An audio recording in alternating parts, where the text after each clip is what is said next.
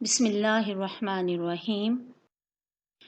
Dear students, अस्सलाम वालेकुम। आप सब लोग कैसे हैं? उम्मीद है कि आप सब लोग खैरियत से होंगे। अल्लाह ताला से दुआ है कि अल्लाह ताला आप सबको और उम्मत मुस्लिमा को अपने हिफ्ज़ व अमान में रखे।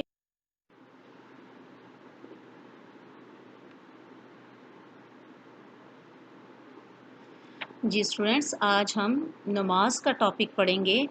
ये आपकी वर्क बुक में से पेज नंबर 51 से लेके पेज नंबर 55 तक नमाज का टॉपिक मौजूद है। जी स्टूडेंट्स, नमाज, इसका दूसरा नाम अरबी में इसको अस्सलात भी कहते हैं। नमाज दीन इस्लाम का दूसरा अहम रुकन है, यानी 5 पिलर ऑफ इस्लाम में दूसरा रुकन, दूसरा पिलर कौन सा है? नमाज। कुरान करीम में तकरीबन 700 टाइम नमाज का ज़िक्र मौजूद है, यानी अल्लाह ताला ने मुसलमानों को 700 टाइम नमाज को कायम करने का हुक्म दिया। अल्लाह ताला ने कुरान करीम में इरशाद फरमाया, आकीमुस्सला, नमाज को कायम करो। नमाज को कायम करना क्या है कि नमाज को अव्वल वक्त में प्रॉपर रुकू, सुजूद, तस्बीहात के साथ अदा की जाए। नमाज कब फ़र्ज़ हुई? नमाज शब मेराज के मौके पर अल्लाह ताला ने मुसलमान उम्मत पर 5 वक्त की नमाज जो है वो फ़र्ज़ की। नबी अकरम सल्लल्लाहु अलैहि वसल्लम से नमाज की अहमियत या क्या है, इसकी फजीलत क्या है कि एक बार नबी सल्लल्लाहु अलैहि वसल्लम से पूछा गया कि या रसूलल्लाह सल्लल्लाहु अलैहि वसल्लम, अल्लाह के नज़दीक सबसे बेहतरीन, सबसे पसंदीदा अमल कौन सा है? तो आप सल्लल्लाहु अलैहि वसल्लम ने फरमाया कि अल्लाह के नज़दीक सबसे पसंदीदा अमल जो इंसान का अमल है वो क्या है कि अव्वल वक्त में नमाज कायम करना। क़यामत के दिन जो अमाल में जो सबसे पहले जिस अमल का हिसाब लिया जाएगा वो नमाज ही है। नमाज वो वाहिद चीज़ है जो इंसान और खालिक का आपस में ताल्लुक़ जो है वो मज़बूत करती है। नमाज, जिस तरह नमाज की अहमियत बहुत ज़्यादा है, नमाज की फजीलत बहुत ज़्यादा है, और इसी तरह इसको नमाज को अदा न करने पर सख्त वईद भी सुनाई गई है। जैसे नमाज को कायम करने से क्या होता है कि बंदे का अल्लाह से ताल्लुक़ मज़बूत होता है, इंसान के गुनाह सगीरा जो हैं वो झड़ जाते हैं, अल्लाह की शेल्टर में आ जाता है, अल्लाह की रहमत में बंदा आ जाता है, बंदा मोमिन। इसी तरह नमाज अदा न करने की वजह से नबी सल्लल्लाहु अलैहि वसल्लम ने ऐसे शख्स को सख्त वईद सुनाई है। आप सल्लल्लाहु अलैहि वसल्लम का इरशाद है कि जानबूझकर नमाज तक करना कुफ्र है। इसी तरह एक और मकाम पे आप सल्लल्लाहु अलैहि वसल्लम ने इरशाद फरमाया कि नमाज कुफ्र और इस्लाम के दरमियान हद फासिल है, यानी फ़र्क करने वाली चीज़ नमाज है।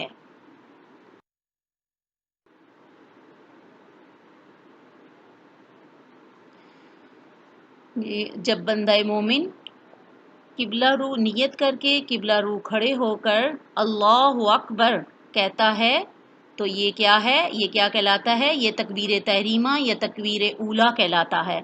यहाँ पे हम, इसका मतलब ये हुआ कि इंसान ने नमाज पढ़ना स्टार्ट कर दी। ठीक है, तकबीर तहरीमा या तकबीर ऊला क्या है कि नियत करके किबला रू खड़े होके अल्लाहु अकबर कहना तकबीर तहरीमा है।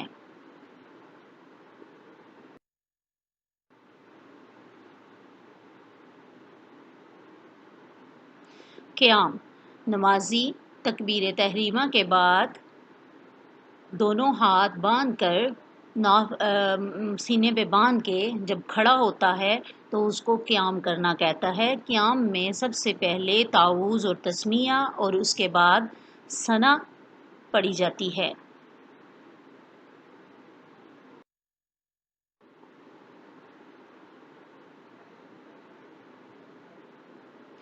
क़याम की हालत में सना के बाद सूरह फातिहा पढ़ी जाती है। सूरह फातिहा एक दुआ है, इसमें नमाज का अहम तरीन ये सूरह फातिहा हिस्सा है। इसमें इंसान अपने लिए दुआ भी करता है, ठीक, और इसमें जब आमीन कहता है तो जिस किसी बंदे की आमीन जो है वो फरिश्तों की आमीन के साथ मिल जाती है तो सूरह फातिहा में मांगी गई तमाम दुआएं पूरी हो जाती हैं।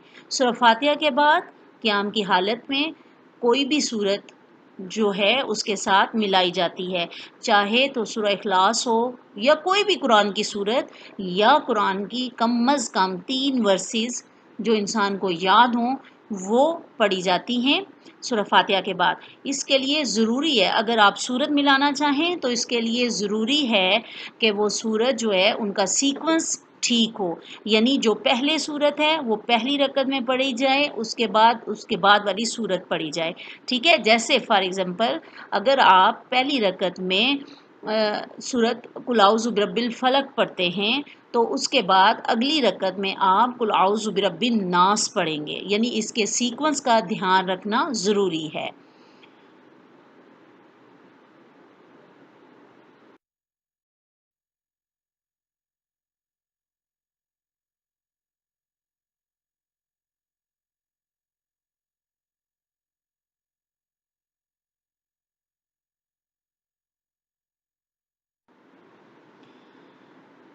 جی اسٹوڈینٹس، قیام کے بعد نمازی رکوع میں چلا جاتا ہے، اللہ اکبر کر کے رکوع میں چلا جاتا ہے اور پھر رکوع کی تسبیح کو 3 مرتبہ ادا کرتا ہے۔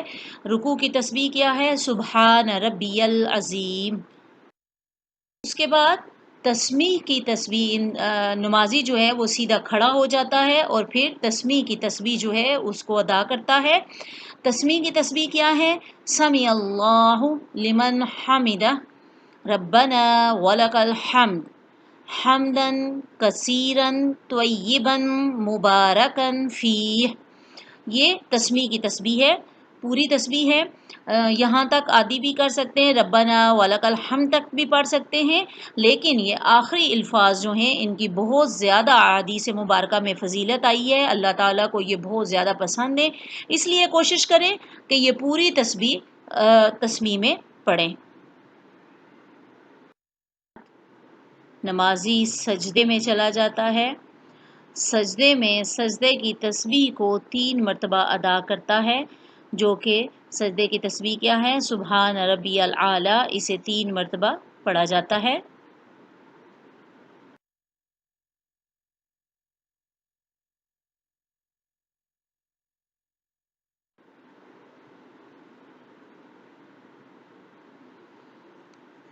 سجدے کے بعد نمازی قاعدہ اور تشہد کی حالت میں بیٹھ جاتا ہے اور اس میں التحیات للہ والصلوات، یہ جو آپ کی سلائیڈ پہ آپ کو نظر آ رہی ہے، اور یہ پوری ورسولہ یہاں تک پڑھتا ہے، اور یہ مجھے یقین ہے کہ آپ کو بہت اچھے طریقے سے یاد ہوگی۔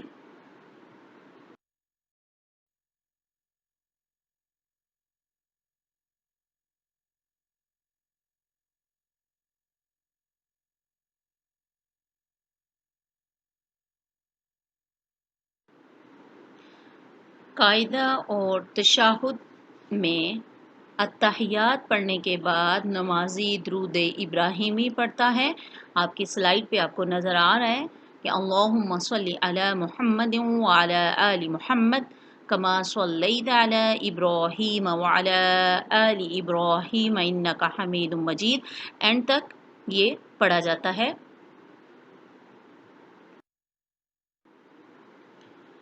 قاعدہ اور تشہد میں التحیات پڑھنے کے بعد درود شریف پڑھا جاتا ہے، درود پاک کے بعد دعا پڑھی جاتی ہے، ربی جعلنی مقیم الصلاۃ، اینڈ تک یوم یقوم الحساب۔ اس کے علاوہ اور بھی دعائیں شامل کی جا سکتی ہیں جو ہمیں حدیث مبارکہ سے ملتی ہیں، ٹھیک ہے۔ اور اس کے بعد یہ دعا پڑھنے کے بعد نمازی جو ہے اپنے رائٹ سائڈ پہ، دائیں سائڈ پہ السلام علیکم ورحمۃ اللہ کہتا ہے۔ جی اسٹوڈینٹس، رائٹ سائڈ پہ، دائیں سائڈ پہ سلام پھیرنے کے بعد نمازی جو ہے وہ اپنی لیفٹ سائڈ پہ یعنی بائیں سائڈ پہ السلام علیکم ورحمۃ اللہ کہتا ہے۔ یوں نماز جو ہے وہ کمپلیٹ ہو جاتی ہے، اس کا اختتام ہو جاتا ہے، یہ اعلانیہ ہے کہ نماز ختم ہو گئی ہے۔ جی اسٹوڈینٹس، نماز وتر جو ہم عشاء کی نماز میں پڑھتے ہیں، اور نماز وتر میں پڑھنے والی دعا جس کو ہم دعائے قنوت کہتے ہیں۔ جیسا کہ آپ جانتے ہیں کہ نماز وتر جو ہے وہ واجب ہے اور اس کی 3 رکعات ہوتی ہیں۔ 2 رکعت پڑھنے کے بعد نمازی جو ہے وہ قاعدہ اور تشہد پڑھتا ہے، اور اس کے بعد جو ہے وہ تیسری رکعت کے لیے کھڑا ہوتا ہے۔ تیسری رکعت میں سورہ فاتحہ اور اس کے ساتھ کوئی بھی سورت ملانے کے بعد نمازی اللہ اکبر کہتے ہیں، اور اس کے بعد یہ دعائے قنوت پڑھتا ہے، اللہم انا نستعینک و نستغفرک اینڈ تک، بالکفار ملحق، یہاں تک یہ دعا پڑھتا ہے، اور اس کے بعد رکوع اور سجود کر کے تیسری رکعت جو ہے وہ مکمل کر لیتا ہے۔ یہ اس کو دعائے قنوت کہتے ہیں۔ جی اسٹوڈینٹس، آج ہم نے نماز، اس کی فضیلت، فرضیت کے بارے میں پڑھا ہے۔ آج آپ اپنی آج کی ڈائری نوٹ ڈاؤن کر لیں۔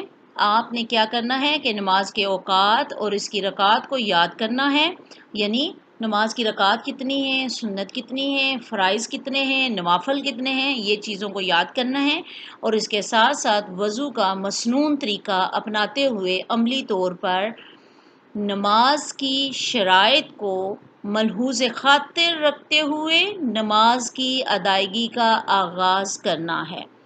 نو ڈاؤٹ آپ لوگ نماز پڑھے ہوں گے، لیکن اب سے آپ نے نیت کر لینی ہے کہ ہم کسی بھی صورت میں نماز کو نہیں چھوڑیں گے، ایون یہ کہ ہم قضا بھی نہیں کریں گے انشاءاللہ۔